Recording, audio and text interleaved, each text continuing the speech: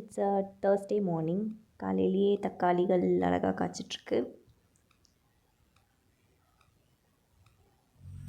And இதுதான் நம்ம பூசணி கொடி. இது நடுவில் இருக்கிறது முள் கத்திரிக்காய் செடி. பட் அது நிறையா தண்ணி விடக்கூடாது போல், அது விட்டனால கொஞ்சம் டேமேஜ் ஆன மாதிரி இருக்குது. இது பூசணிக்காய் வரதுக்கு ரெடியாக இருக்குது. அது மேலே இருக்கிறது பூ, கீழே இருக்கிறது காய். அண்ட் இது பாவக்காய் செடி. குட்டி பாவக்காய்லாம் காய்ச்சிட்ருக்கு.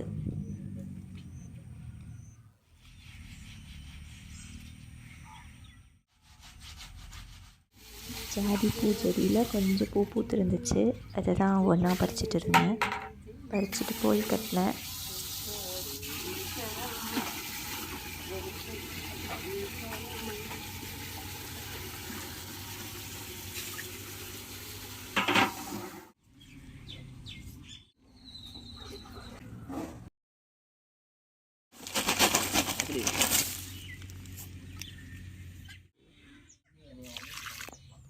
காக்கா, மைனா, குருவிக்கெலாம் முறுக்கு வைப்போம்.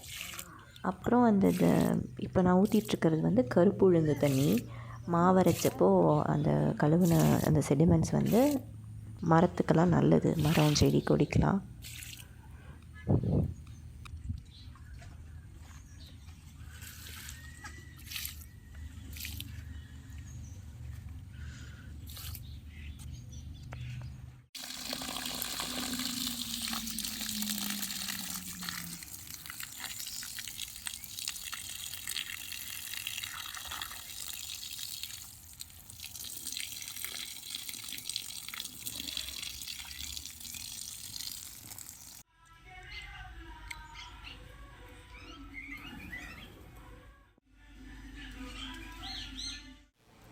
ரோஸ் செடி, பூச்செடி, இந்த மாதிரி செடிகளுக்கெல்லாம் நம்ம டீ போட்ட வேஸ்ட் வாட்டர் ஊற்றலாம்.